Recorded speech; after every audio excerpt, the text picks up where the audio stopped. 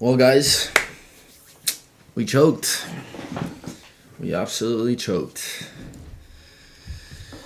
And unfortunately, I can't really blame... I don't know who to blame. I don't think Mbappe should have played. And I think it's going to be a tough talk. We're going to break down the game player by player. I have a lot of thoughts on not just Real Madrid players, some Barca players. I'm not going to talk about all Barca players. Probably won't talk about all Real Madrid players because there are some that I don't feel like there's much to comment on.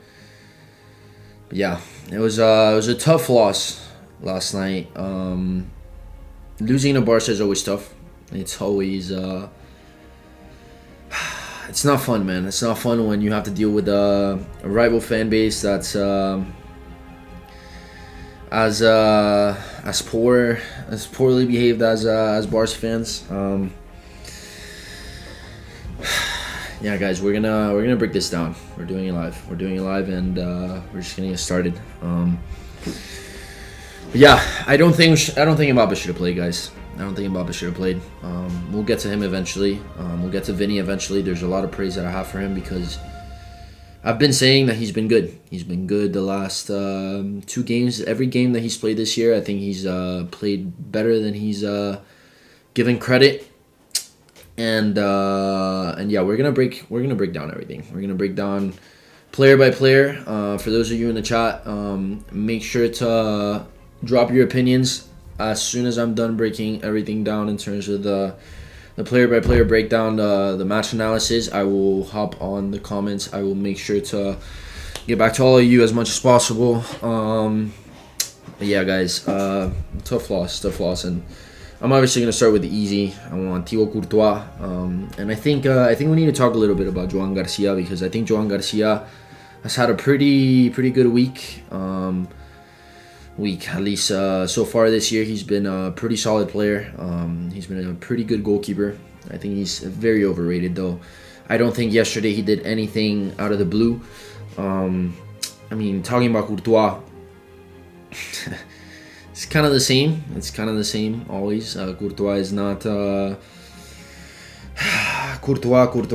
What would we do without Courtois, guys? I think Real Madrid would be lost. And I think it would be a tough watch. This team would be really tough to watch. If it wasn't for Thibaut Courtois, I think we would be significantly worse. I think he saved us in multiple occasions yesterday. I know Lamine had a really good chance. It was sweated to him. He shot it, and Courtois was there. He was ready. Not much we can say about Courtois, guys.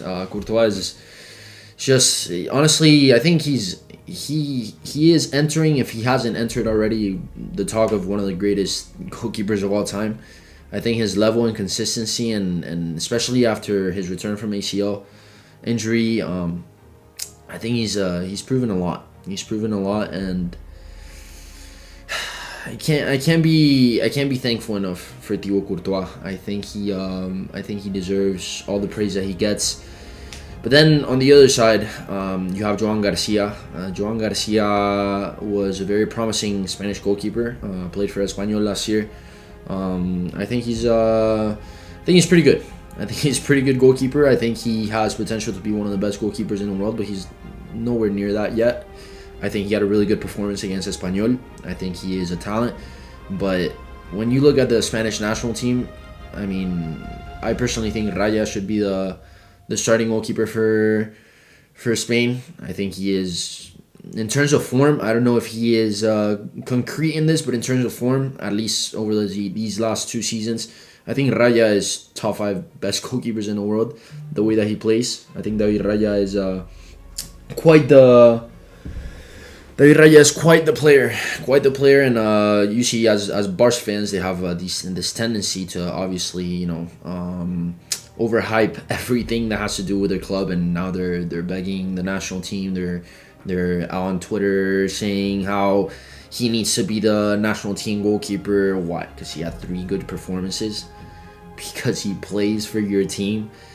It's a little ridiculous, but this is the nature of Barca fans. This is how they are. Anything that is trending, that has anything to do with them in relation to their club, they're gonna overhype it. And for years, I've been saying that was their biggest enemy, because they put unnecessary pressure on their youngsters, because they had a very young squad, to achieve things that realistically weren't realistic for their level of play. But everything that's Barca related, everything that's La Masia related, gets madly overrated. And Joan Garcia, I am not quite sure if he's a La Masia product and then he maybe moved to Espanyol, but I don't think so. I don't think that's the case.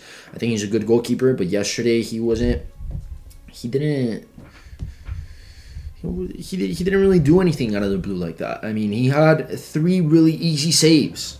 Vinicius' first big chance of the match, which was a good chance. It wasn't as clear cut as the other 2, but it was an easy shot. It was an easy shot. Joan Garcia saved it. And then you have the Gonzalo chance, which I don't understand how he could finish like that. This kid just scored a hat-trick. The kid has confidence. And yes, he eventually scored, but we'll get to him in a second. But the 3 saves that Joan Garcia had, the Carreras one at the very end of the game, very easy saves. I don't think that this performance speaks about his talent. I think he got lucky.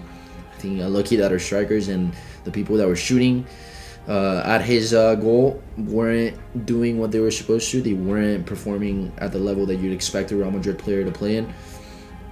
Yeah, I give praise to Joan Garcia. I think he's going to be a really good goalkeeper in the future, but I don't think he deserves to be the national team goalkeeper. I would even be surprised if he is above third string. He should be the third stringer in that team, because, I think Unai Simon, even though he's not in good form, even though he's not playing well, I think he has some sort of hierarchy in Spain. De La Fuente is a manager for the Spanish national team, in which he kind of went through the youth systems. He had a lot of youth players. Unai Simon was his goalkeeper when he was coaching some of the youth teams.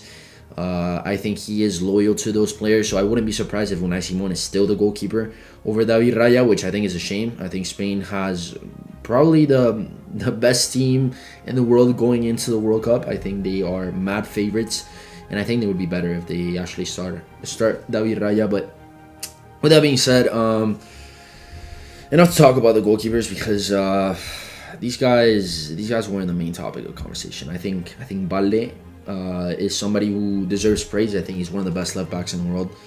La Masia product. Again, I think this is one of those players that for a little while was getting overhyped, and I just don't agree with that anymore.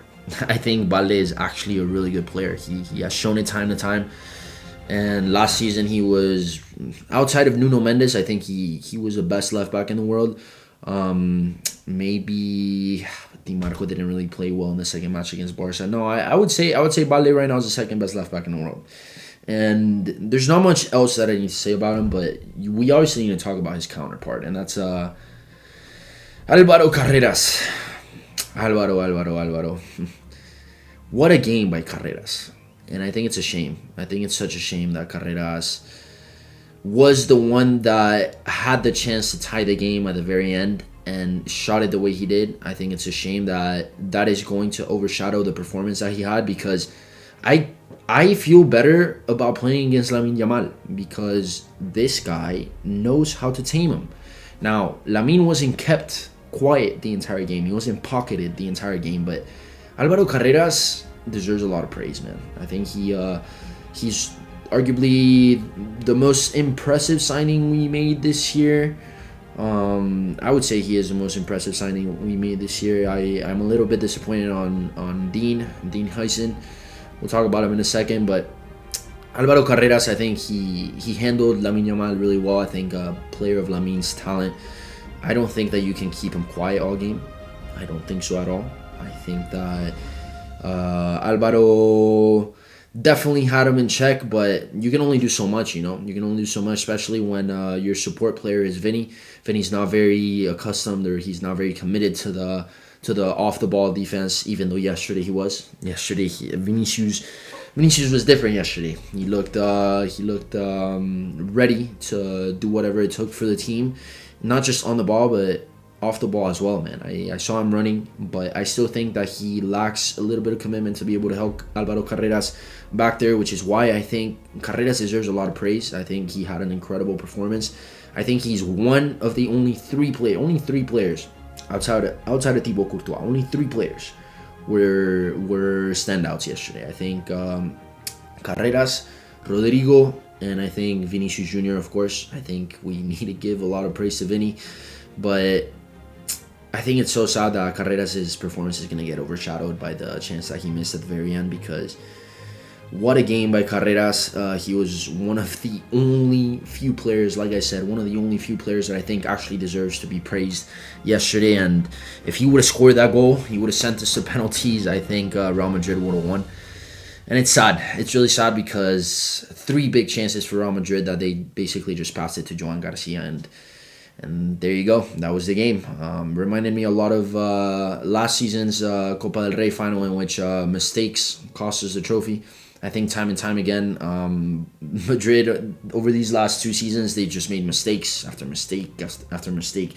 And it's been costing them Clásicos. It's been costing them quite a lot of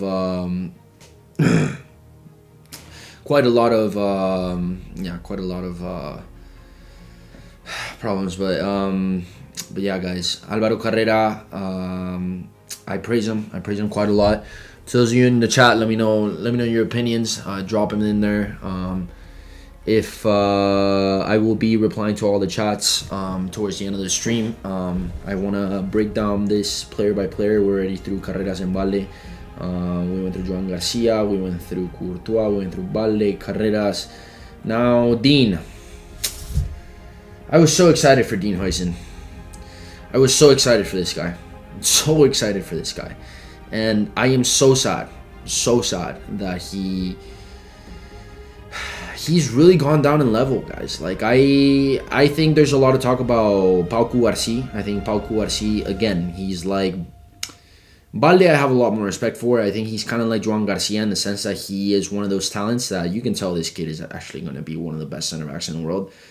But Barca fans make him seem like he's the best center back in the world right now.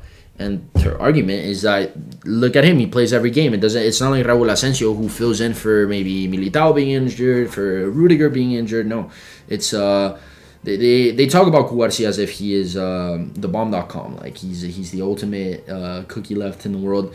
And I thought that Dean Huijsen, from what I saw, especially in the Club World Cup, from what I saw of him last year in Bournemouth, which I didn't actually get to see him play that much, but from what I saw from him, I thought he was an incredible talent as well. I think he's declined. I'm very disappointed in him. I don't feel comfortable with him in the lineup. I think he is very shaky. Yesterday he was making mistakes on the ball. He was literally just handing the ball over to Barca fans. Very immature passes. I think that for a player of his caliber, he's obviously very good tactically. And he's obviously a very smart player. He has very good IQ, but he really needs to hit the gym, bro. He needs to hit the gym. This guy, Dean Huijsen, is an incredible player, but you can tell that for a player that plays in a defensive position like he does, he needs to have a certain amount of strength. He does. And I think that Lewandowski's goal, I think Raúl Asensio has a lot of fault in it. And we'll talk about him in a second. But Dean Huijsen should have stepped up on Lewandowski instead of away. That is a huge miscommunication in the back line. It's very sad. It's very frustrating because Real Madrid had just tied the game. And I think, oh man, talking about this is painful. It's really painful because Real Madrid could have done more. And again, silly mistakes like Dean Huijsen not biting when he should have cost us the game. They cost us the game. I feel very shaky about Dean Huijsen moving forward. I want to see him recover his level, but I don't think that he has the level to be the starter against a Barca team. We have to keep in mind that obviously Eder Militao is out injured. I think Rudiger was being rested. I don't know, man. I think Dean is going to be a good center back, but I think that he needs to get his shit back together because I don't feel as comfortable with him as I did when this season started in the Club World Cup. He looked incredible, and he's just not that guy anymore. I don't feel safe with him. And then we have to talk about Raúl Asensio because I love Raúl Asensio. I think he is arguably the only bright spot that we had last season. I think he is the best thing that happened to us last season because we didn't win anything, because obviously we got spanked by Barca left and right every game that we played. I think Raul Asensio was the only good thing we had last year. He was the jewel of the team. And I think he had a really poor Club World Cup. I think he started getting in his head, and eventually he started recovering his level, recovering his form. I still like Raul Asensio. But yesterday I was very disappointed in the second goal. When you look at the way that he tracked back, when you look at how he just watched the play out, how he watched Pedri just feed Lewandowski without him making any real effort to catch up to him, when that was his role, that was his position. Dean Huijsen was the biggest player at fault here, without a doubt. He should have bit on Lewandowski when he did, but Raul Asensio just watched the entire play happen. And that's not how it works. That's not how it works. That's something about this Madrid team that was criticized a lot last year, especially under Carlo Ancelotti. This isn't good. This isn't what I saw from this back line outside of Tchouaméni. I think it was really poor. I'm very disappointed in Raul Asensio with the way that he just watched that entire goal happen. I was very frustrated, and I think that frustration was obviously taken away fairly quickly because we tied the game. And we will talk about Gonzalo in a second, because I have a lot to say about Gonzalo. But Raul Asensio, Dean Huijsen, really anybody in that defense outside of Valverde, you can say he had a decent game. I think Valverde is back, guys, but Raul Asensio, Dean Huijsen, I'm very disappointed in the two of them.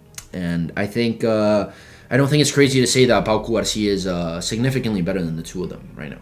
I think that's fair to say. I think that if you're the starter for Barca like that, game in and game out, I know that Barca haven't been very good defensively over these last year and a half, but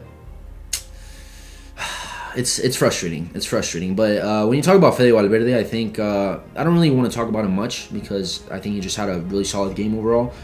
I think he's back. I think he really dropped in level before this. Before Fede really declined in level at the beginning of the season. He was getting criticized that he wasn't committed to the team. When there was a lot of rumors that he didn't believe in Xavi, that he was one of the people that he was ganging up on Xavi Alonso with Vinicius Jr. Like, I don't really believe those rumors. I think Fede Valverde is one of the most professional players that plays for Real Madrid, that is in the sport at the elite level. I think he's a very professional guy. You can tell that when he's on the field, he dives for the team.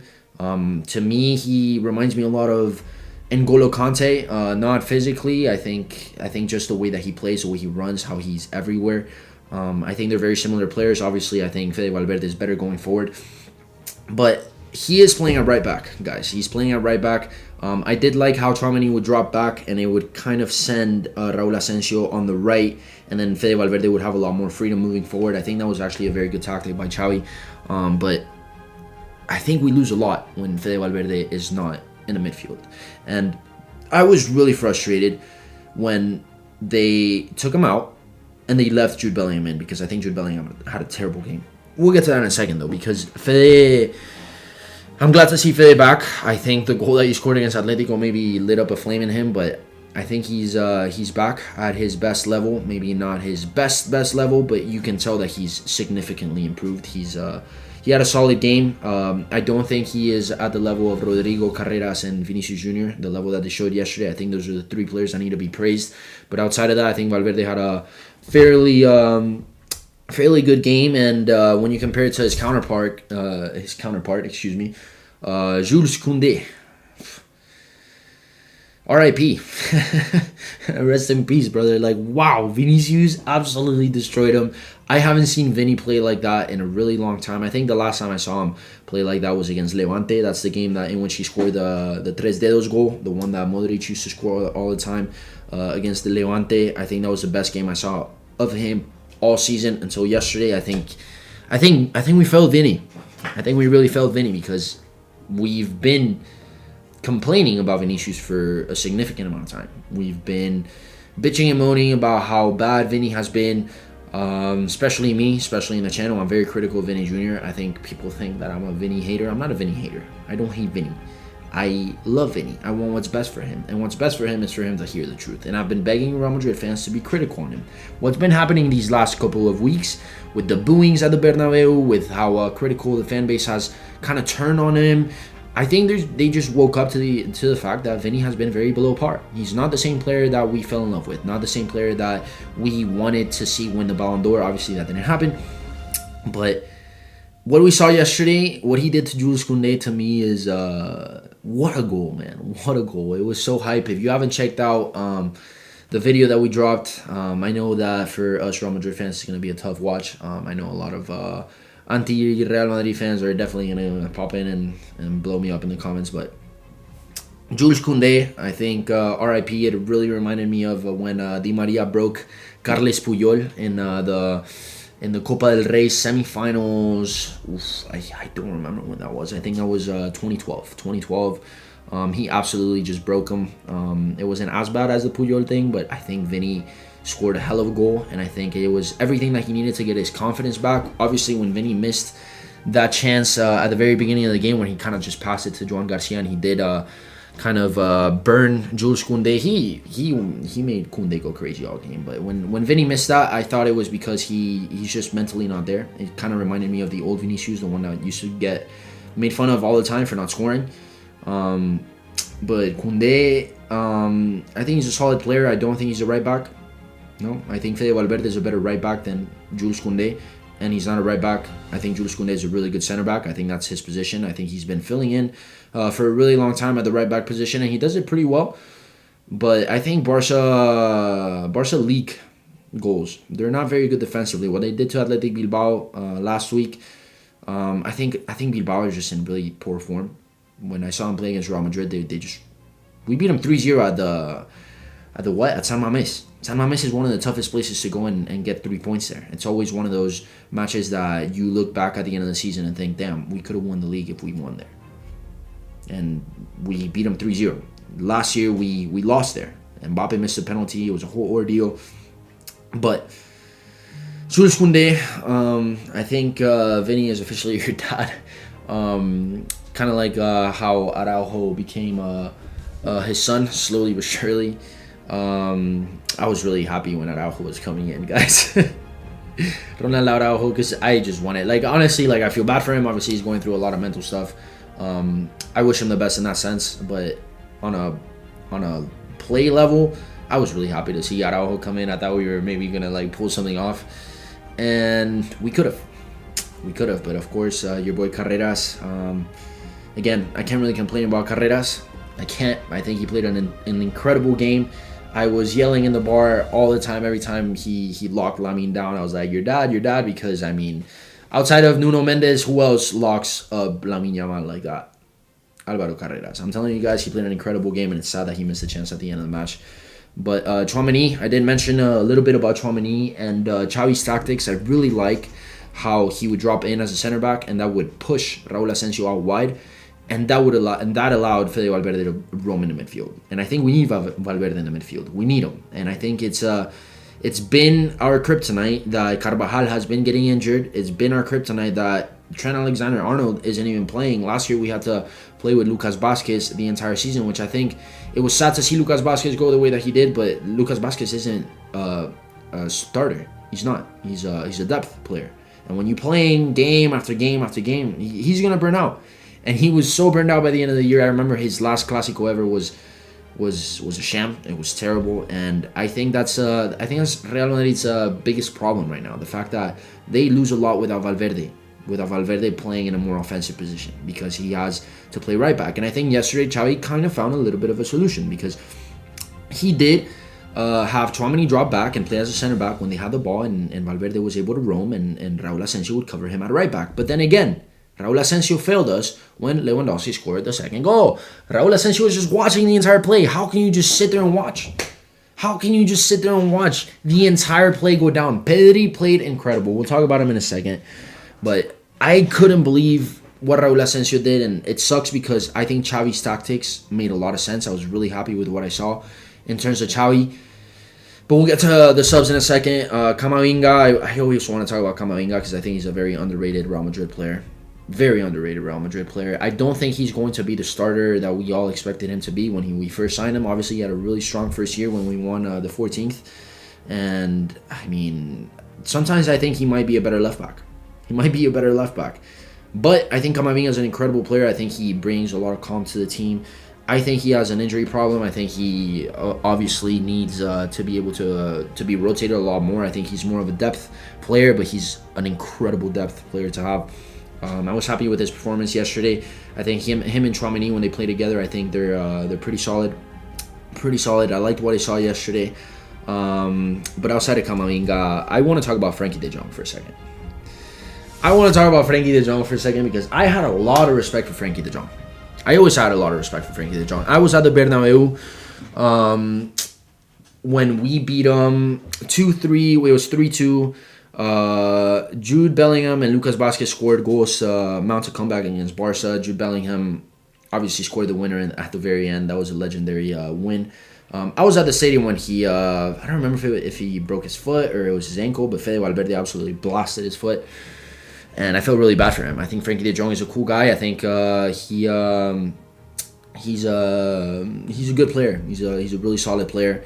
I think he's a little overrated, but that's just the Barca fan effect. I have nothing against him. Yesterday, though, I lost a little bit of respect. Because he was the perfect embodiment of what Barca fans are like. This guy went full studs up. I don't care whether it was intentional or not. You are not allowed to touch a player like that. He hit him in the knee. Right here.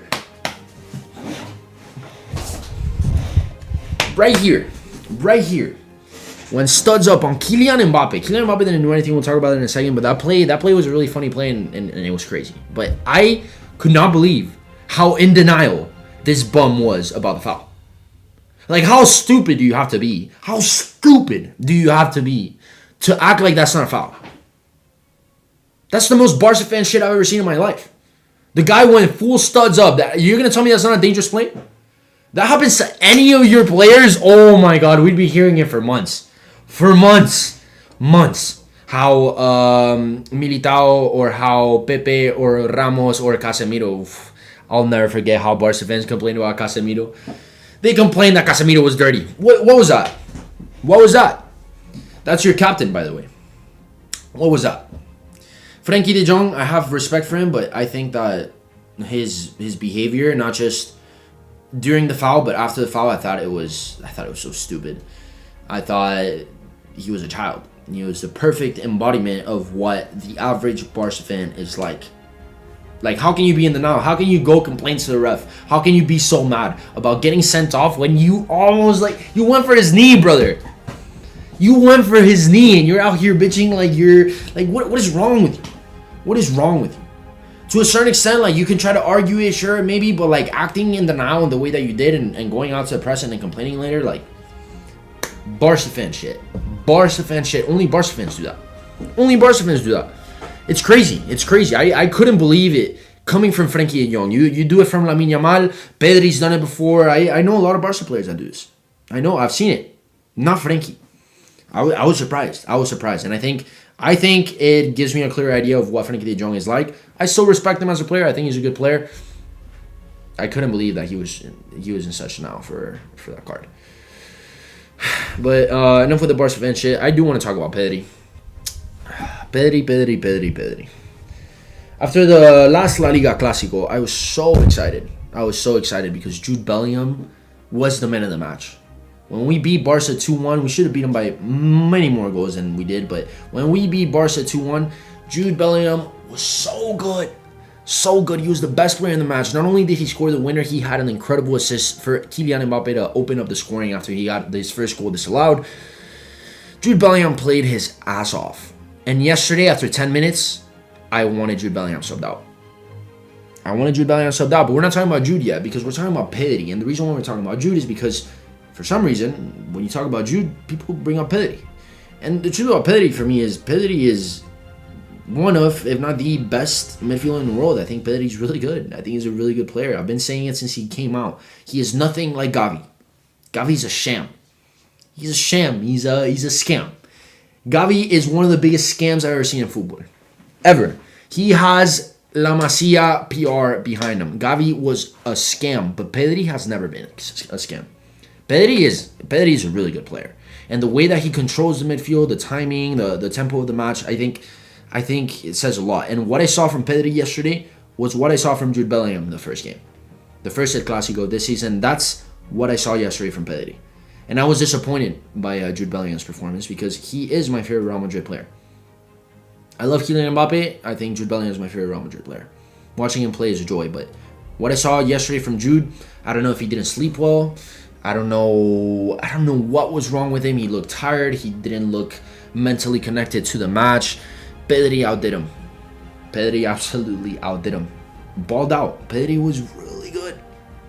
Pedri absolutely played his heart out yesterday, and that's what I wanted to see from Jude Bellingham. I still believe Jude Bellingham is the better player, and I think that because this Real Madrid team is not clicking, I think that if you give a midfield more suited to Jude Bellingham, somebody like Kroos, Pedri himself, running the tempo of the midfield, that's where Jude Bellingham is able to shine. And the problem is, you don't even have Valverde in the midfield. So all the running around, all the headless chicken running that Jude Bellingham likes to do, he has to do it even more when Valverde has to play right back. I'm telling you, I was disappointed yesterday because I still believe to this day, and I will argue it, Jude Bellingham is better than Pedri. But yesterday, Jude Bellingham was miles away from what Pedri did. Pedri is an incredible player. He's annoying. I think he's annoying. I think he talks a lot of smack. He reminds me kind of Xavi in terms of how he speaks in the press. All excuses. No credit due when it's due. No credit given when the credit is due. Absolutely not. I think Pedri is just like Xavi. He will find any excuse and he'll complain about the refs and all these things. He's like Barca fans. He's like Barca fans. Kind of like all this rant that I just gave you guys about Frenkie de Jong. That's how I feel about Pedri. But Pedri as a player, can't really say much about him. But to those of you in the chat, remember that I will be answering everything in the chat as soon as I am done with this analysis. I still have a couple more players to go. But if there are some of you out there watching and you want to drop your opinion, I would love to be able to speak with you guys, comment on what you think after I'm done with this player analysis. Bellingham. And yes, I put him a little bit smaller than Pedri. Oh, jeez. Where's Pedri? Pedri, let me see. Yeah, Pedri. I want that right there.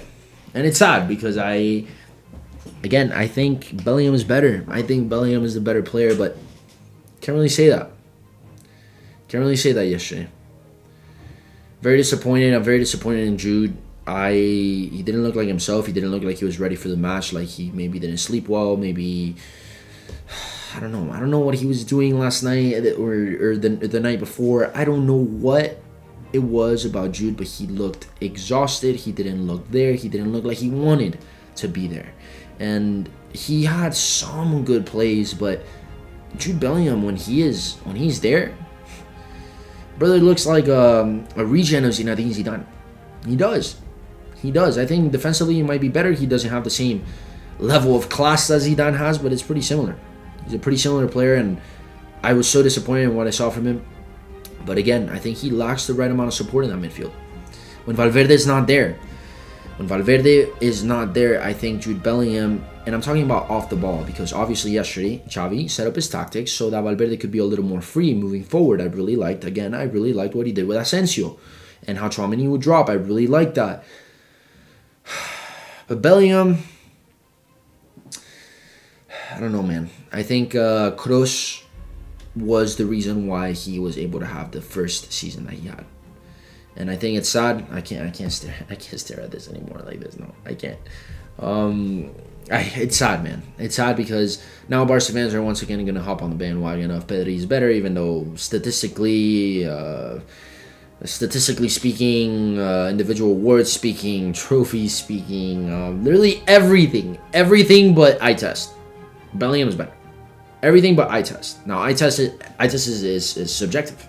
It's not an objective point of view. I mean, subjective is just the way that you see the game, you value it, and I think there's a real debate between Bellingham and Pedri, but as of yesterday, I think I can't get mad at people complaining about people saying Bellingham was better. I can't. I can't. I think Pedri's a really good player, and I think that I want to see something better from Jude. I want to see something better from Jude in the next El Clasico. I think he has shown what he's made of in El Clasico multiple times. But I was disappointed. I was really disappointed by Jude. In the 10th minute, I was concerned by Jude Bellingham. In the 10th minute, I wanted him gone. I wanted him subbed out because you could tell something was wrong.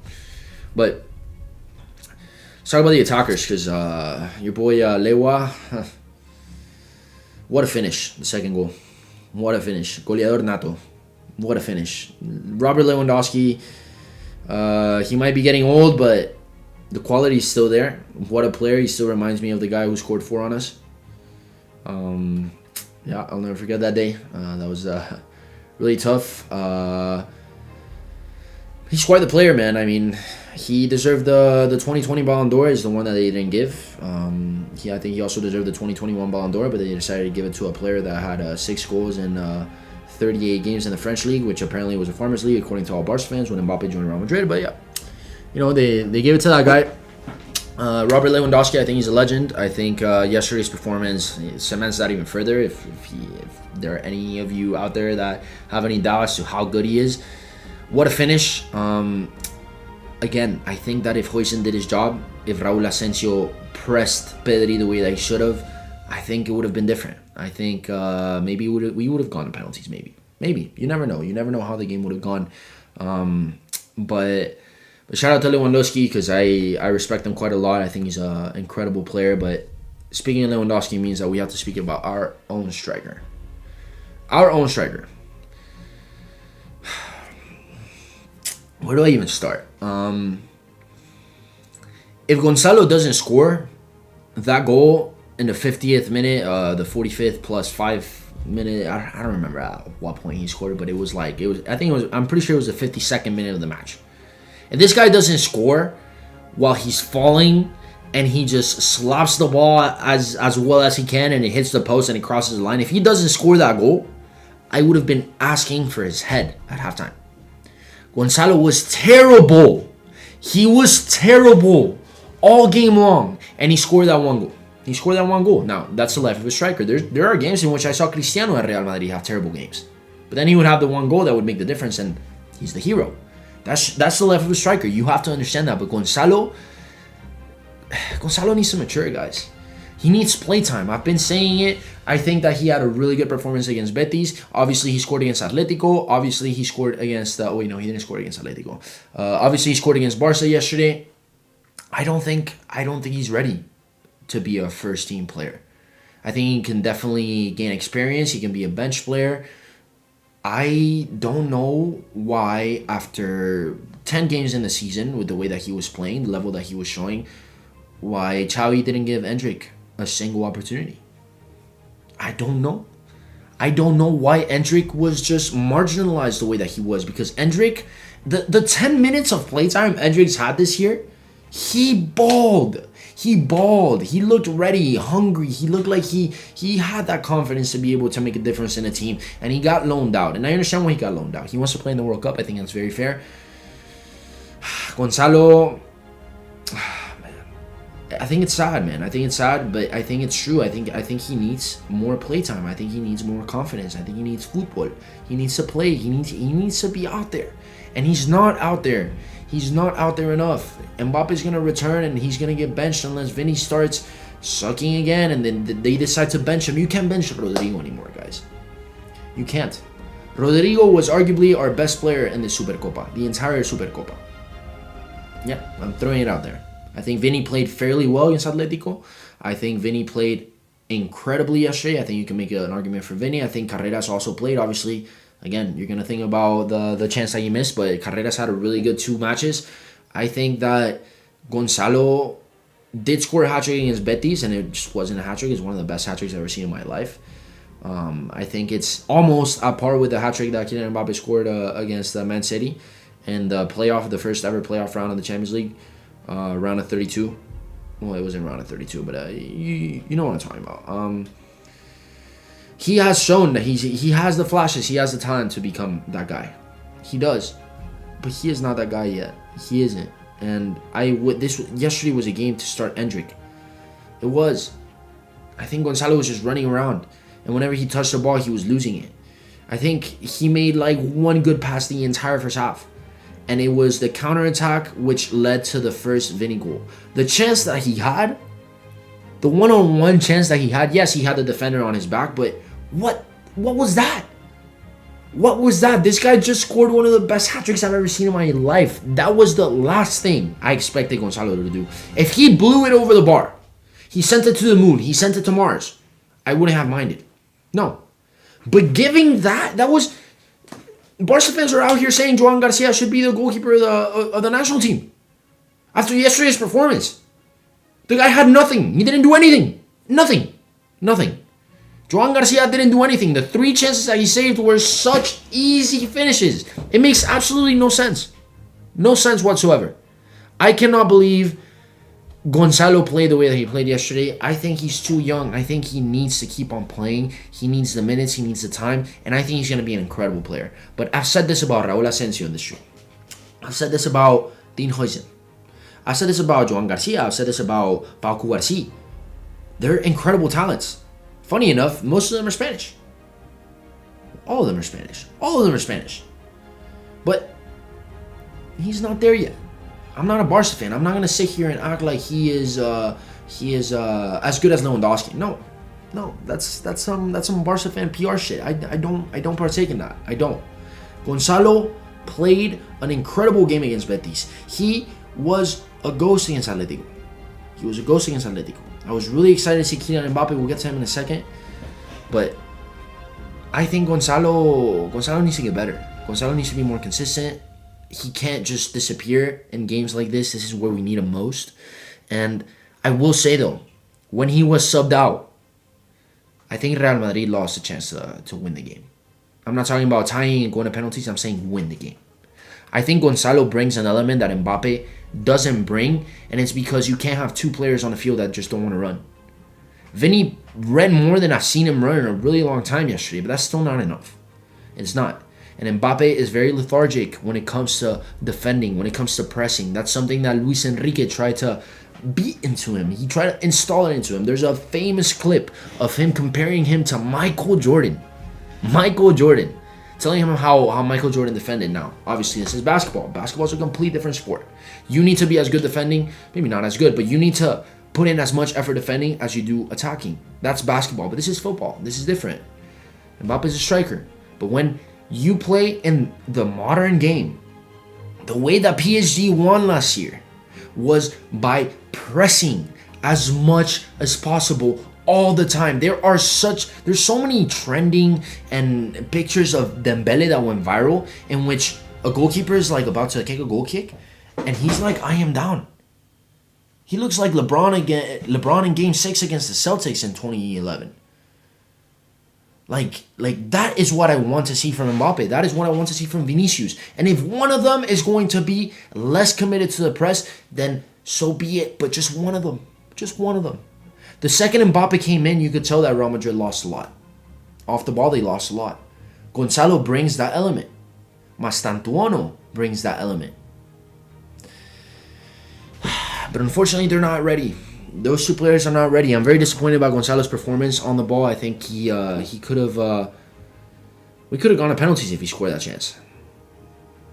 Again, you don't know what could have happened, but I think Real Madrid would have been way better off if Gonzalo didn't just pass the ball to Joan Garcia. And I still can't get over that. I think that was worse than what Carreras did when the match ended. Carreras has a really good shot. I can tell you guys that. I film and I pay a lot of attention to the pre-match warm-ups at the Bernabeu. Whatever game it is that I go to, I film them. I pay a lot of attention to them. I can tell you that Álvaro Carrera has an incredible shot. You saw his first goal for Real Madrid. You guys saw it. He's an incredible player. He is an incredible player. He has a power shot, but he is not a striker. He is not someone where the ball just pops into you like that, being sweated in the middle perfectly. He tried to finish it. He tried to put it in the corner. He tried to finesse it. You have to blast that. Bro, I was just saying that I wanted to see Gonzalo blow it over to the moon. I wanted to see the same from Álvaro Carreras. You missed the ball like that, fine. But don't give it to the goalkeeper. Don't. But again, you have to give Carreras some slack. Carreras was not at fault. Carreras is not a striker. Carreras' miss wasn't as bad as Gonzalo's. It wasn't. I think Gonzalo could have done a lot more. I expected Gonzalo to do a lot more than Carreras did in that situation. And Carreras, the only reason why it's being blown out of proportion is because it was the last play of the match. It was the last play of the match. It was so disappointing. So disappointing. But it is what it is, guys. We need improvements from Gonzalo. We have to talk about Lamine Yamal. I don't really know what to say about this guy. I think Carreras is a kryptonite, just like Nuno Mendes is. But Lamine is too good, guys. I don't think that this kid can be kept at bay all match. And when that is the case, it reminds me a lot of Messi. When Messi would just turn on ghost mode like he did against Roma, when Manolas mounted the comeback, like he did against Liverpool at Anfield when they got comebacked on. I've seen Messi do this quite a lot. But again, Messi is that type of player where it just takes one play. What I just said about Cristiano a couple minutes ago, about how I've seen Cristiano have terrible games, but he has that one chance that he puts it away and he's the hero. I feel the same about Messi. I feel the same about Lamine. Lamine played a decent game yesterday. Way better than what he did in La Liga. Way better. But I think I feel better about playing Lamine Yamal with Carreras back there. I think Lamine is creating a lot of issues in the national team. There's a video that went viral of him. Carvajal went to go, you know how like they did the in Spanish it's the pasillo de honor. It's that little pathway that the players make to respect the other team. Lamine was just standing miles behind the rest of the players. Carvajal walks, he claps everybody up, and then he goes back to clap up Lamine. And what do you think Lamine is doing? He's being a child. He's being like, oh, you talk shit about me last game. Like, you're such a kid. People complain about Vini Jr. Yes, Vini Jr. has some videos in which like he looks bad. Like his attitude looks poor. I don't think a lot of players, like I have my boy Nikita, Football by Nikita used to tell me that he thinks Lamine one day could play for Real Madrid. I don't think so. Now forget about the rivalry between Barca and Madrid. Whether you think that's crazy, just think about this for a second. You think Florentino Perez would let one of his star players wear his little his shorts below his butt cheeks? You think Florentino Perez would let that happen? No. Lamine is his own little star, his own little world, and Barca are giving him the keys to the club the same way they did to Messi back in the day. When they gave the keys to Messi back in the day, they ruined their club. They ran into the ground financially. And I think that they are heading in a similar path with Lamine Yamal. Lamine hasn't won anything outside of the Euro. I think La Liga is a good trophy to win. To me, Champions League is the most important. Lamine hasn't done it. Lamine played incredible against Inter last year. He played incredible in the last few Clásicos of last year. Outside of that, and the 4-0 that they scored here at the Bernabeu, Lamine didn't really have that good a season. And the reason why Rafinha didn't win the Ballon d'Or, which we have to talk about Rafinha, because I think he's Barca's best player. I think Rafinha is Barca's best player. Damn, I don't have an animation for Rafinha.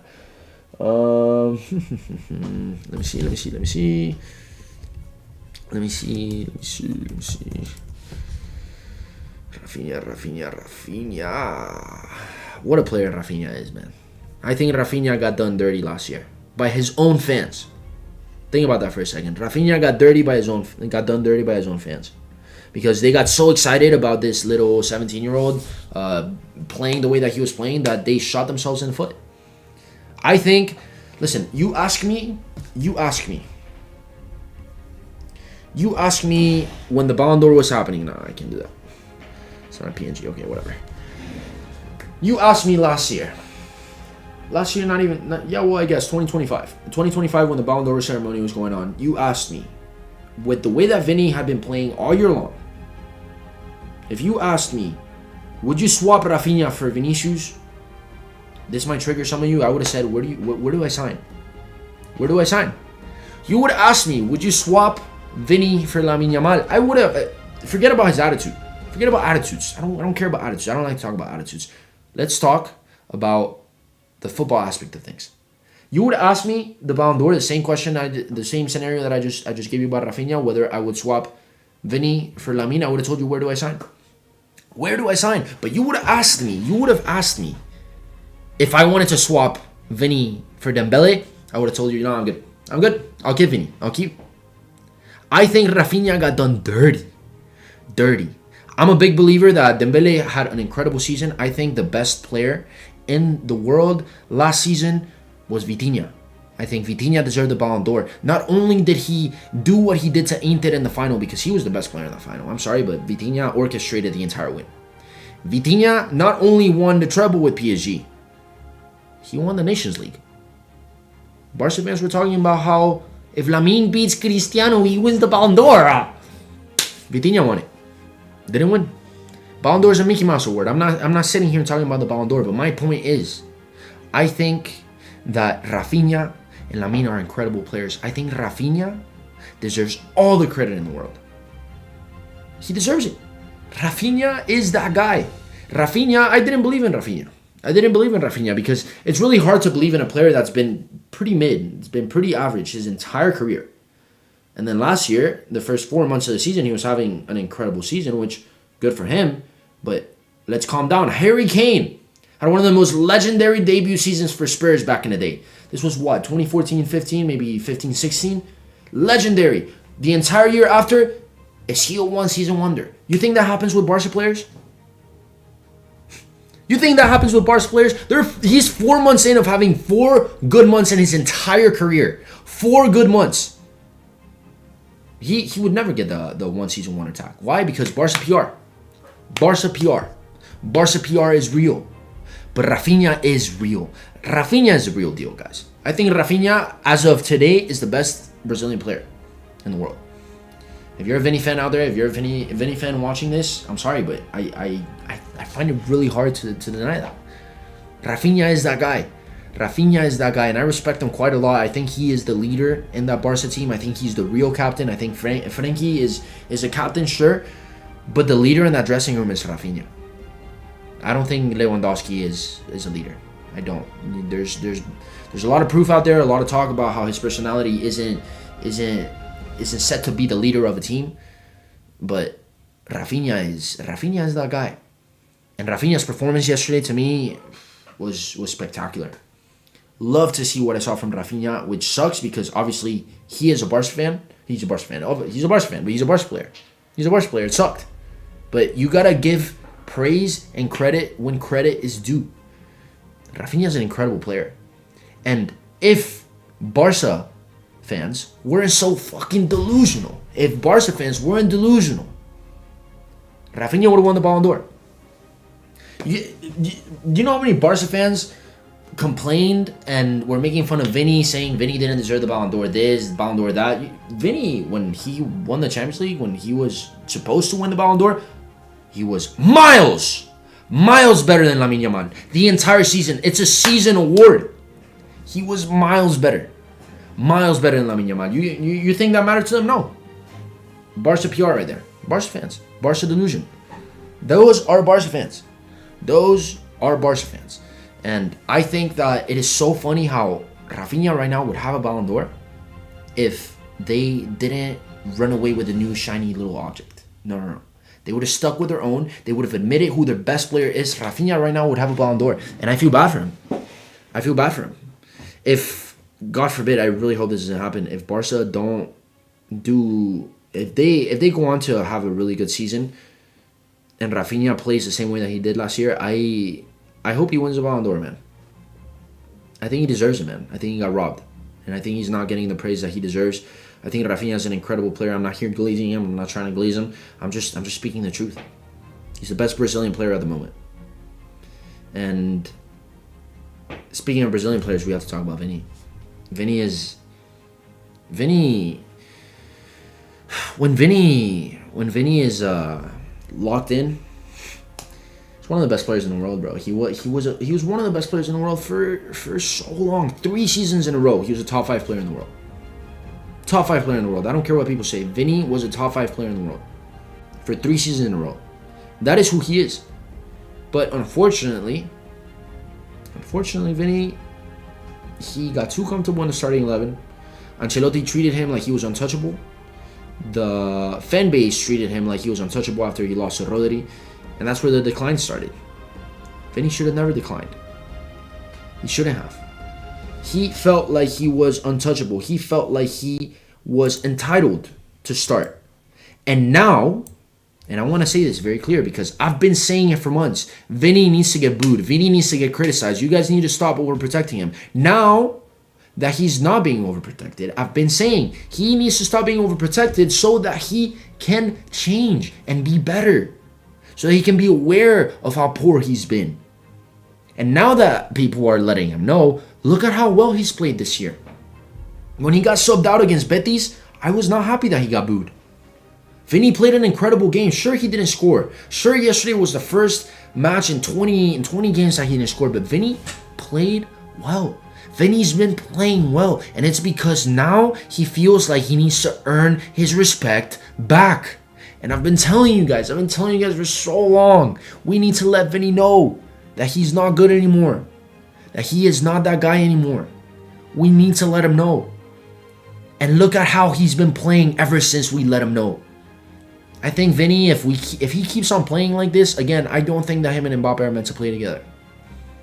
I've said this time and time again in my vlogs. I've said this time and time again in streams. Vini and Mbappe are not meant to play together.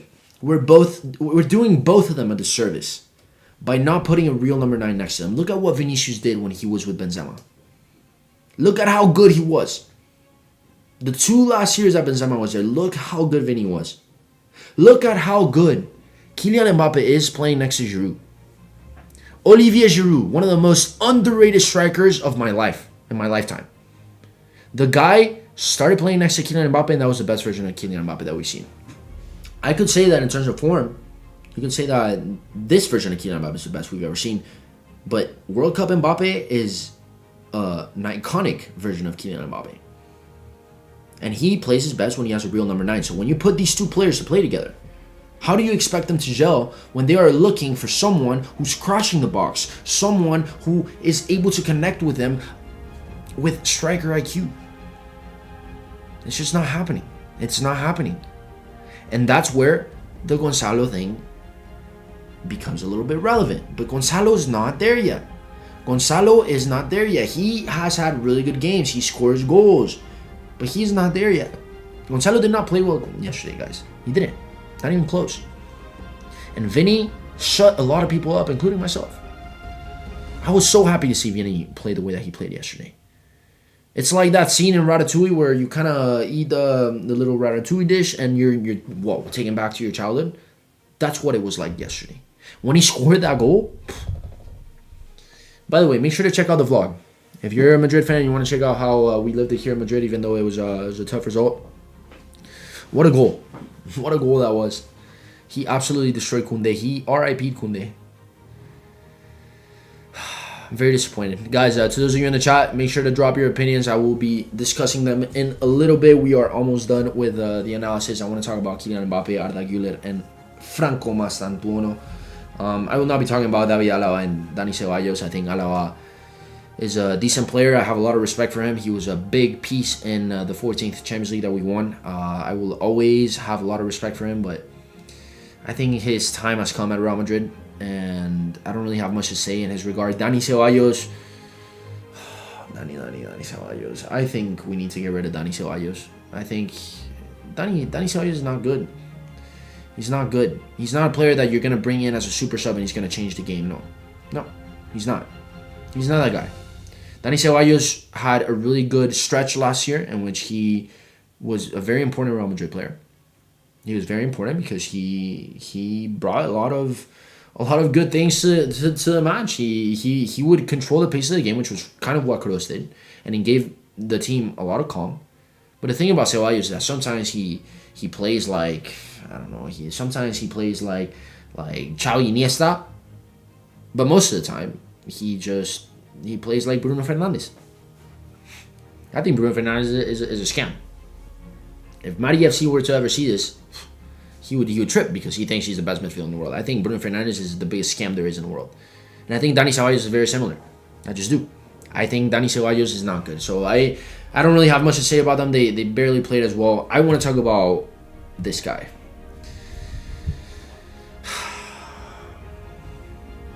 I don't think Kylian Mbappe should have played yesterday. I was very excited before the game to see that he was in the lineup. When he didn't come in at half, I thought that, okay, maybe they just brought him to make Hansi Flick prepare for a game with Kylian Mbappe. I think it was just it was a bluff. Kind of like how Guardiola did with Haaland last year when Kylian Mbappe scored the hat-trick at the Bernabeu. Haaland was injured, but he was on the bench, and they made it seem like he was going to play, but he didn't play. Why? So that we would prepare tactically for a guy like him. I think they did. I thought they were going to do the same thing with Kylian, but Kylian eventually came in. And the problem when Kylian came in is that I feel like the team lost a lot. I know that they subbed out Vini. I think subbing out Vini was a mistake with the way that he was playing. I know. I like subbing out Vini. It was something that I talked about last season quite a lot, but I am glad that Vini is now being rotated and he's accepted it. That's just how things are now. But I think yesterday taking him out was a mistake. And Mbappe, it felt like the team lost a lot of grip defensively when Mbappe came on the field. It did. It sucked. I don't think he should have played. And I unfortunately think that all the subs that Xavi made were pretty poor. Arda Güler. I was so, you can ask anybody who was around me. I was so excited when they were bringing on Arda Güler, because Arda Güler in the Copa del Rey final, he changed the game. I don't remember. I don't think people remember this, but Arda Güler changed the game in the Copa del Rey final. He came in as a sub, and I thought he was gonna do the same. No, Arda Güler looked lethargic. He looked like Jude Bellingham. And the craziest part that I couldn't understand is, why are you taking out Valverde? Maybe Valverde was tired. Maybe Valverde had muscle discomforts. Maybe he asked for a sub. I think it was a mistake. I think Jude Bellingham should have been subbed out long before that substitution was made. But I think Jude Bellingham should have been subbed out. Valverde should have been brought into the midfield, and you should have let Arda Güler play in the Bellingham role. Arda he's kind of like Huijsen in the sense that he lacks strength.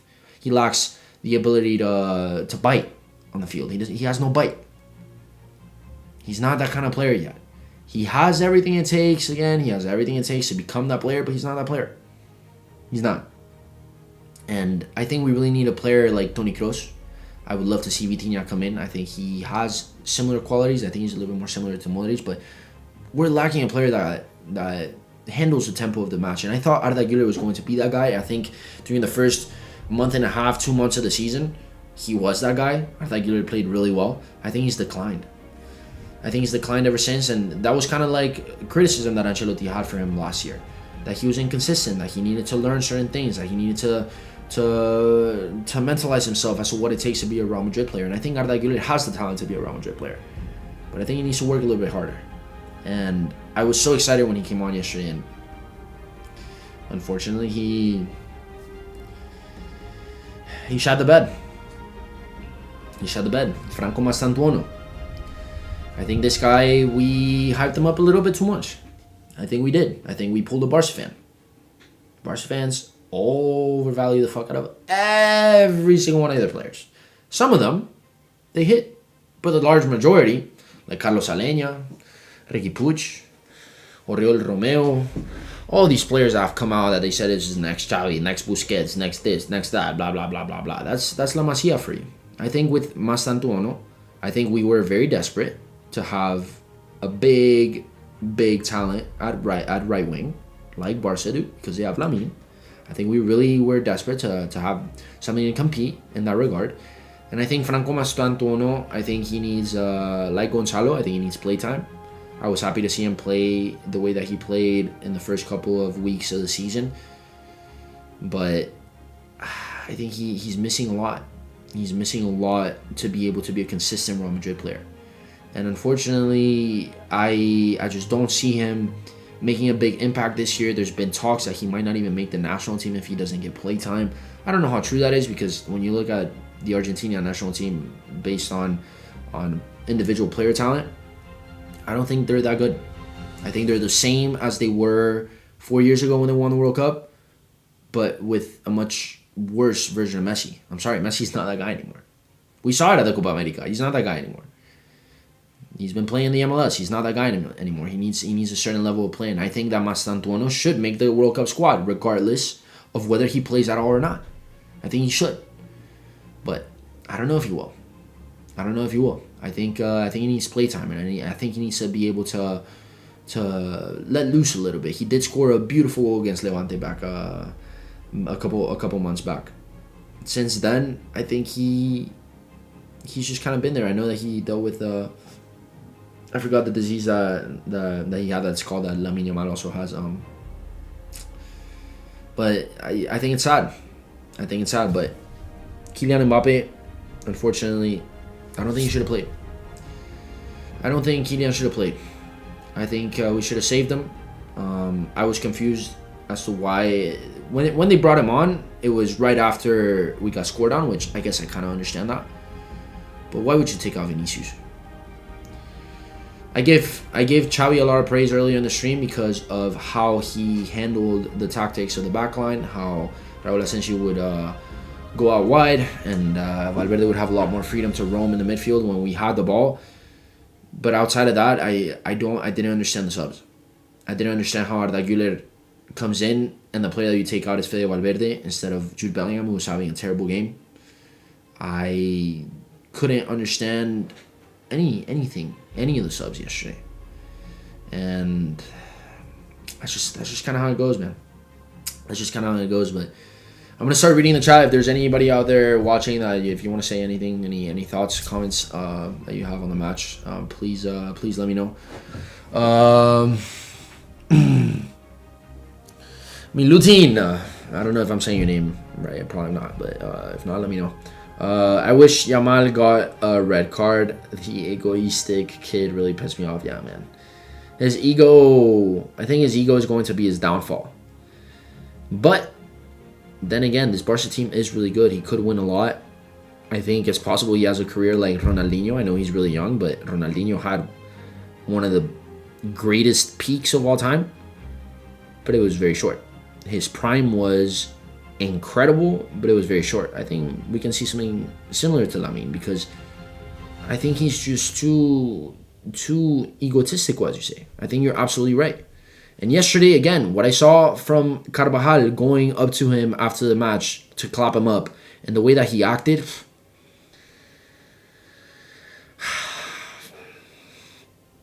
I don't like him. I don't like him. I don't like him. As a player, I think he's incredible. I'm a fan. I'm a big fan. But Barca fans love to complain about Vinicius' attitude. What about his attitude? Obviously, you're not going to hate it because he's a Draymond Green type of player. He's that player that, like, if he plays for you, love him.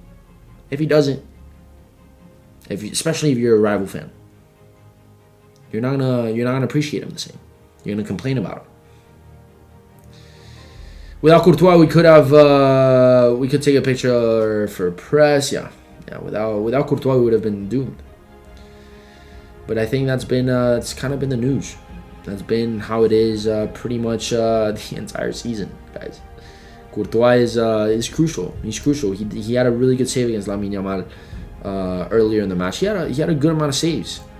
Like, people are out here, Barca fans are out here saying that Joan Garcia is better. Joan Garcia is not better. What did Joan Garcia do yesterday? Nothing. He saved 3 passes. That's it.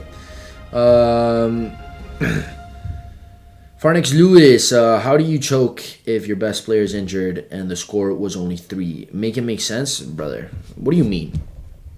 Did you not see the last play?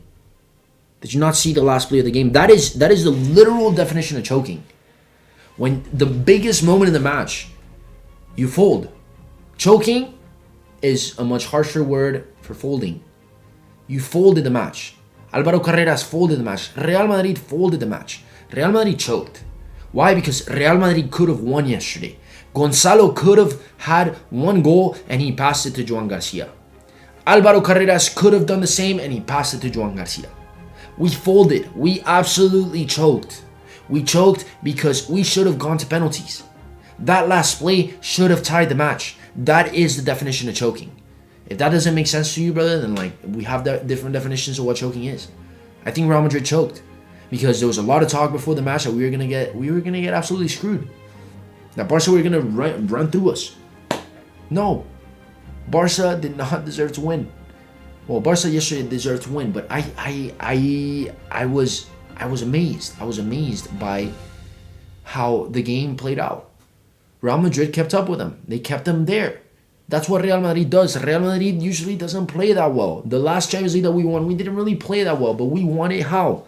By keeping the game alive and scoring when it matters. And that's what we failed to do yesterday. We choked. Guys, we choked. Elmore, my biggest fear is that we are on the route of Man U fans.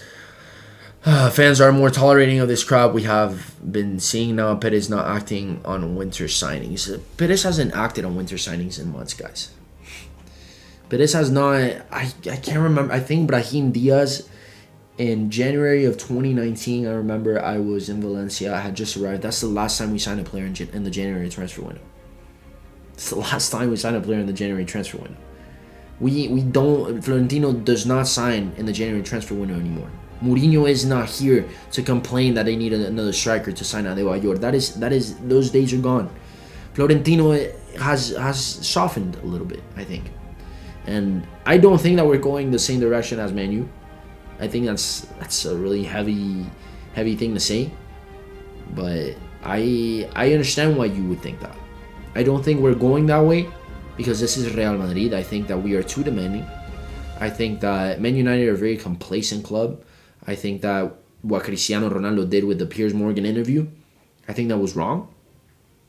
But just because he was wrong in doing what he did doesn't mean that what he was saying about the club, about how they lack the right amount of infrastructure, they don't want to develop their training ground, their stadium is old as hell. Like everything is just outdated. It was exactly the same as how he left it. Man United is a complete different club to Real Madrid. The mentality is completely different. I cannot get behind that. I cannot get behind us maybe becoming like Man U.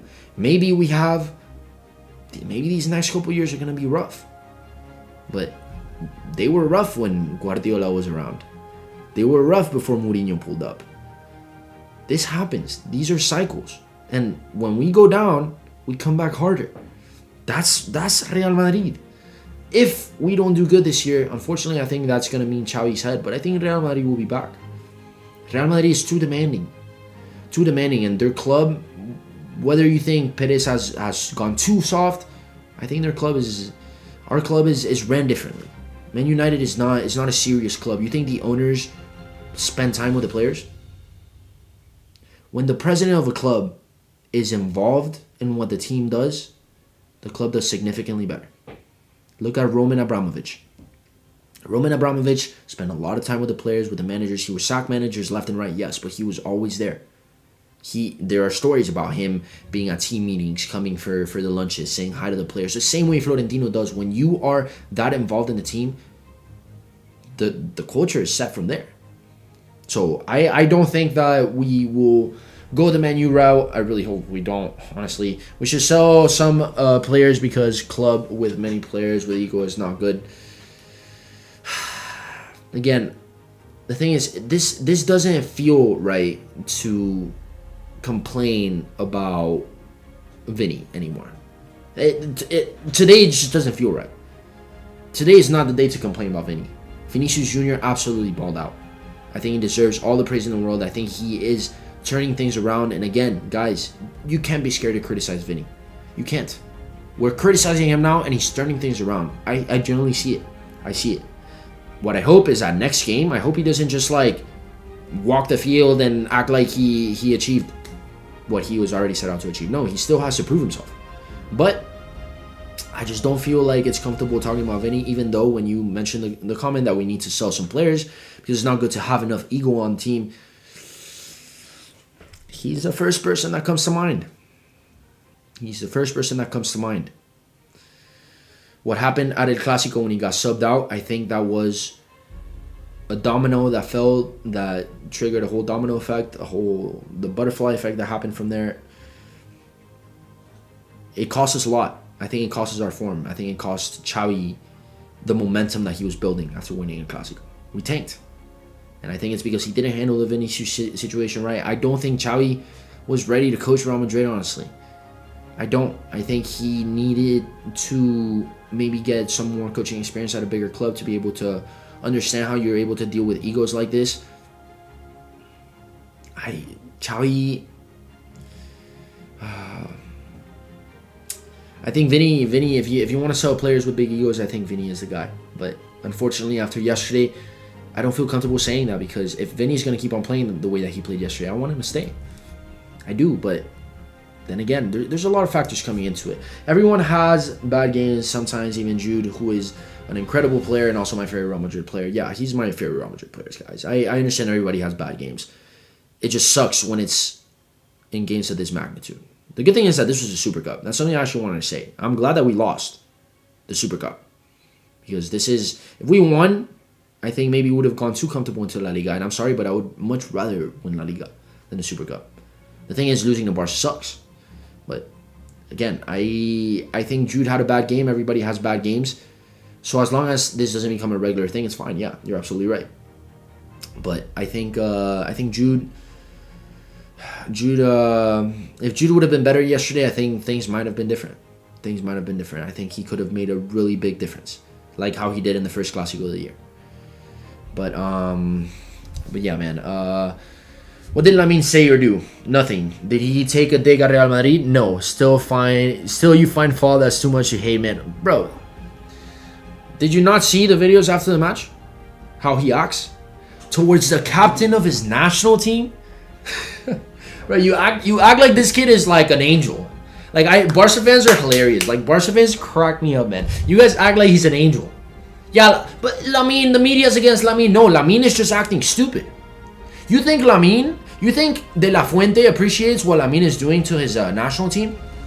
How he's beefing with the captain? Because he's too immature to realize what he's doing? Unfortunately, Lamine just doesn't have a good entourage. He doesn't. I'm sorry, he doesn't. His friend, I can't talk about his friends, but his dad, he's all over the place, man. He's all over the place. The kid does not have a good entourage. The kid is being fed all these things about how great he is, how he can do whatever it is that he wants. No. If you really are out there and you're acting like Lamine isn't creating problems with Carvajal, go look up the video. Go on Twitter. Go find the video of how him and Carvajal interacted after the match. Carvajal went and clapped up every single Barca player, congratulating them. Where was Lamine? You think Lamine was lined up with everybody? No, Lamine was further back. Why? Because he's a little bitch. Lamine is a little bitch. Whether you want to accept it or not, you want to say that. Vini is a little bitch. Barca fans say that all the time. Lamine is also a little bitch. He doesn't know how to win and he doesn't know how to lose. He's a little bitch. So whether you want to agree or not, fine. That's your sauce, bro. That's your sauce, brother. We should stick with Xavi Alonso. I do want to stick with Xavi Alonso. I don't think he's going to get fired, because like if we got 5-0'd yesterday, I think he would be done. I think Xavi would be done. But I want to stick with Xavi Alonso. I believe in the project. I just think that we need a real number 9 for this to really work. We need a player that creates danger in the box for us to really make this team click. And it's going to cost Vini his life in the team. Yeah, I agree. Xavi doing the best he can, considering that the board is not backing him. I think the board is backing him, guys. I don't think Xavi would be coach right now. Like, you guys forget what Florentino was like. Florentino doesn't have patience. Now, whether he went soft or not, that's a whole other discussion. But Florentino doesn't have patience like that. I think the board is backing him. What you're reading in the media, I don't agree with. There's a lot of things that are said. There's a lot of things that the media sells just because, again, that's exactly what it does. It sells. I think we need to stick with Xavi Alonso. I agree with you guys. Xavi Alonso to the moon. I hope Xavi Alonso stays. I hope that we are able to gel this team together and give him the chance to really build on this project, because I think Xavi Alonso could do really big things at this club. But he is kind of in the hot seat. I think that if he got 5-0'd again, he would have gotten fired. He didn't get 5-0'd. Thank God we didn't get 5-0'd. It was a pretty close encounter. I think Real Madrid didn't play necessarily well. But I don't think that what happened yesterday is enough to fire him. I don't. He's won one Clásico. He's won one derby. He's played well, man. Xavi's done pretty good. Xavi's done pretty good for a team that was pretty below par last season. And Real Madrid hasn't fixed the problem that was left behind when Kroos left the team. He's doing what he can with what he has, and I think he's missing 2 key pieces. I think he needs a number 9, and I think he needs a moderator in the midfield. once Real Madrid gets that, if Xabi Alonso is not doing good at that point, I agree. Maybe we should let him go. But I don't think it's fair to destroy Xabi Alonso because his players are kind of failing him. We just need a good controller like Kroos, Frankie. If Vini plays like this, we will win again and again. Completely agree with you. I just talked about that. Thank you for that comment. Sapi Malti again. If Fede didn't get injured in the mid game, things could have been different. See, I knew something was wrong with Fede because the substitution made no sense. Arda was the natural and logical substitution for Jude Bellingham, and they subbed out Fede Valverde, and I think that was a huge problem for Real Madrid. I think that if Fede stayed, I think things maybe nothing would have changed, but I think the team would have played a little bit better in the last minutes of the game. Carvajal should replace Fede yesterday.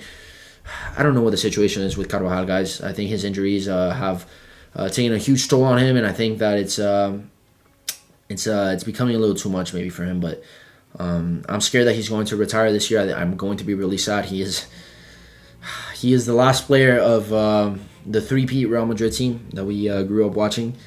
I'm going to be pretty depressed when he leaves. I'm going to be very sad, but I don't know if he was ready to play yesterday. If Carvajal is ready to go, I hope he plays. I think Trent needs to take some stick.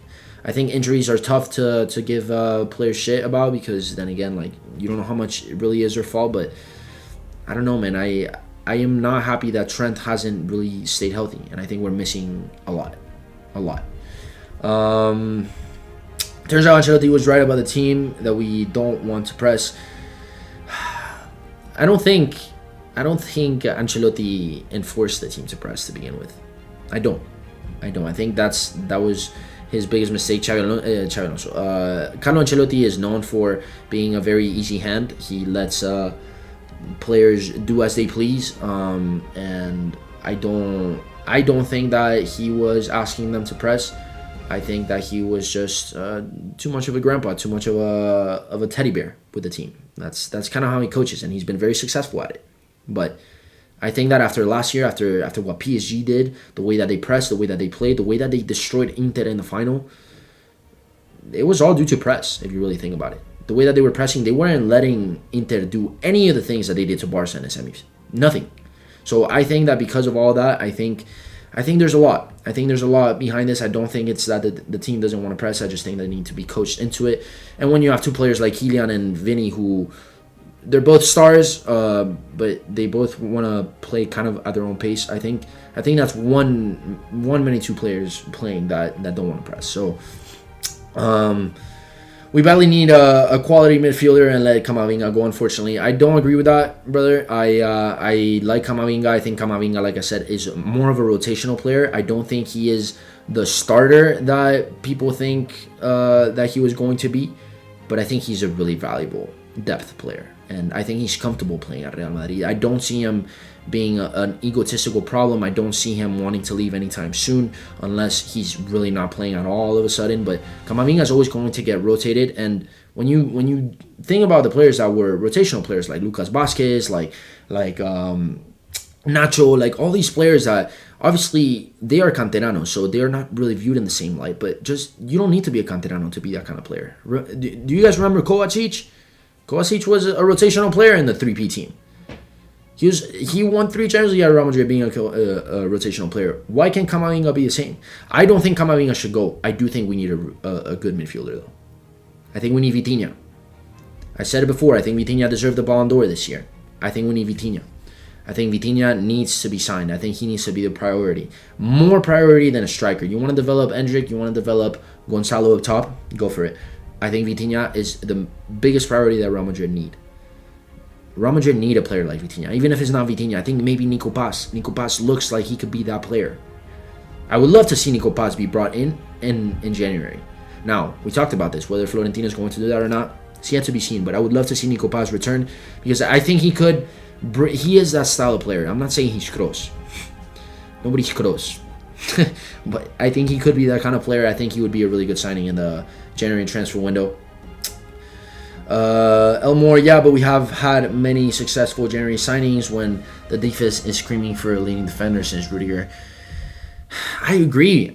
Like, I'm not disagreeing with you. I just don't think it's in the club policy anymore. I could see Nico Paz be brought back, but Nico Paz would have you would be paying for the fee to terminate the loan, or he would be brought back automatically. So I think Nico Paz could be a signing, but I don't see Real Madrid going out of their way to sign. I think that right now they're changing the economic or the business plan, the economic structure of the club to be able to have more revenue and make more of these signings to compete with teams like Man City, like PSG. But they're not there yet, and I have my doubts that signings will come in January. So I agree with you, brother, but I don't see it happening. Nobody considers themselves evil, especially not Lamine. I mean, listen, I don't think Lamine is evil, guys. I don't think Lamine is evil. I think Lamine is a kid. I think he doesn't have the right. He hasn't had the right example in life. I think he's been raised in La Masia, and now the people that are raising him are putting him on a pedestal that it's just not good for a kid of his age. He's a kid. He's a kid. I don't think he's evil. I don't think he's a dick. I think he's just a kid, and his head is growing too big, and nobody's doing anything to stop that at Barca. Florentino wouldn't stand that. I said this before. Florentino would not let Lamine wear his shorts the way that he wears them. Real Madrid is about class. Real Madrid is about representing not just you as a player, but an entire club culture.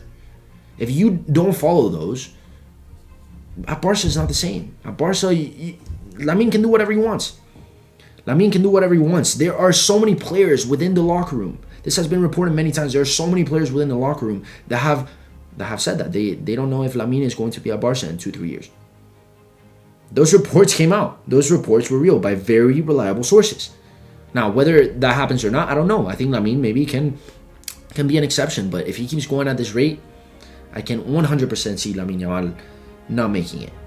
In 5 years, he might be out of Barca. And he might win one Champions League and have a Ronaldinho-esque career that is cut even shorter than his, but I don't know, man. I don't think he's evil, though. I think that's a little too far. Also, keep it up, man. I hope you make it big one day, which you will. I appreciate it, Vanessa. I really appreciate the comment. I appreciate the support. At least Lamine gave Madrid players a guard of honor. Bro, he wasn't in the guard of honor, bro. This guy... Barca fans. Barca fan delusion. If you're respectful, you're part of the guard of honor. You're not behind it acting like a complete stuck-up asshole. You're not. That's disrespect. Whether you want to admit it or not, you want to be in denial? Go ahead, brother. That's called delusion. Where was Madrid's guard of honor? Explain. I mean, Madrid had to go first. No? Madrid had to go first. They had to grab their medals first. And honestly, I don't really want to give them a guard of honor. I don't. Do you know how many times Real Madrid has won the league and then they play Barca and Barca doesn't give them a guard of honor? But the other teams that they play, they do give them a guard of honor. Do you know how many times that's happened? You think I feel bad for not giving Barca a guard of honor? Fuck no. Hell no. That's ridiculous. And Carvajal is not playing World Cup. Hey, you don't know that. You don't know that, bro. He hasn't retired from the national team. He hasn't. He was the best right back in the world 2 years ago. He won the Euros. If you don't think De La Fuente needs to count on a leader like that, maybe he won't. But maybe it's because he has beef with Lamine. And if you're going to lose a leader like that in the national team, I would love to see how that crumbles. Madrid players mocked Lamine in the last game. Of course we mocked them. Are you kidding? Like this is the type of things that I'm talking about. Barca fans. They act like Lamine was an angel who didn't do anything, and that's why we made fun of him. Who put fuel on the fire? Who started the fire? This is the delusion that I'm talking about. This is what I'm talking about. You can't talk to Barca fans, and they can't make any sense whatsoever because this is what they resort to. Like Madrid players mock Lamine. Of course they mock Lamine. Did you see what Lamine Yamal said?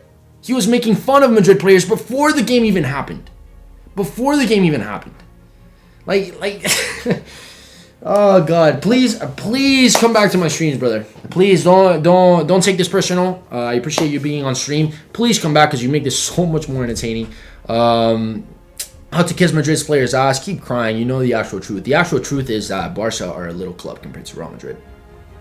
You have more Supercopas than us. Congratulations.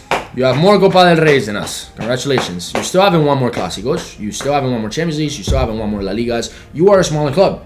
You are a smaller club. That is the truth. That is the truth between Barca and Real Madrid. At the end of the day, you guys won. I congratulated you guys. I congratulated all the Barca fans yesterday at the bar that I was kind of beefing with, even though it's all fun and games. I think it's really funny how you, as a Barca fan, which is a very Barca fan thing to do, you are an ostrich who sticks his head in the sand. And you could have an elephant pack running right at you, but you stick your head in the sand because you think that will make the elephant pack disappear. Barca fans. You think your truth is your truth, but that's not how it works. Barca fans are Barca fans, and they will always be Barca fans. You are right, and Lamine can hate us if he wants, but he has to show respect. I mean, listen, he doesn't have to show respect. I don't care whether he shows respect or not. I just think that he's creating a lot of issues for a team that he plays for. And I think that, like, if you're a Barca fan out there and you complain that Vini is this and Vini that, Vini this, his attitude, Vini this, and you're in denial about Lamine, delusion. Look it up. Look up delusion. Look up the word delusion. You will understand what I mean. That is the literal definition of delusion.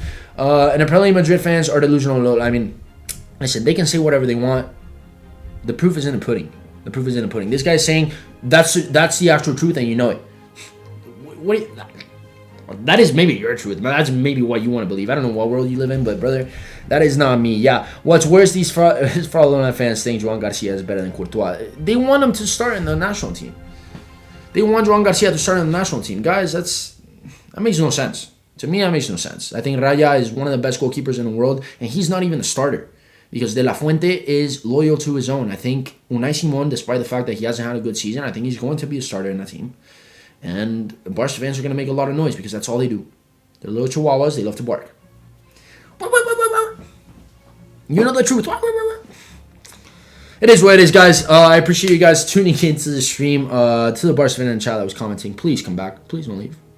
I still appreciate you coming. Yeah, guys. Tough loss yesterday. Love to be able to break it down like this. I had a lot of fun talking about this, even though it was painful. But I think some things just need to be said, and sometimes win or lose, you have to show face. You have to be able to admit when the team failed. I do think that we choked. I think we choked big time. I think we folded in the best of moments, and it cost us the game. And unfortunately, I think it's been a trend over these last 2 years when we play Barca, but it is what it is, guys. If you enjoyed the video, please make sure to subscribe. Please make sure to hit the like button, hype the video if you can. And yeah, guys, I appreciate you guys tuning in. Bring back Benzema. I would bring back Ramos, guys. Ramos.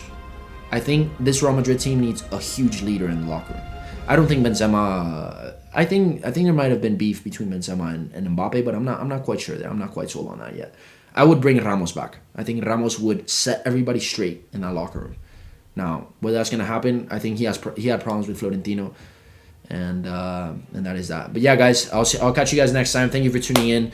Remains as always. I will catch you guys soon. Might be streaming for the Copa del Rey match on Wednesday. Not quite sure yet, but I would love to be able to speak with you guys some more. So I appreciate you guys tuning in, and yeah, guys, much love. Peace out.